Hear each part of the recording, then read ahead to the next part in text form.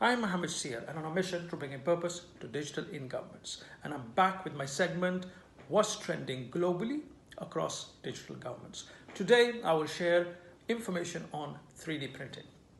To stay up to date in the digital world, governments must shift to exploring the 3D printing technology, as this is a key trend in innovation and a technology which is used to formulate prototypes.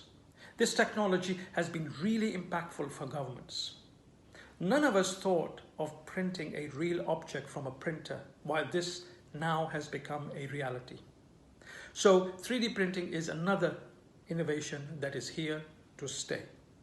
For governments which are primarily focusing in the data and healthcare sectors require a lot of 3D printing of their products, and to accelerate adoption of this technology, governments need a sound knowledge of AI, machine learning and modeling, so they can discover more benefits and ultimately create ease for the citizen.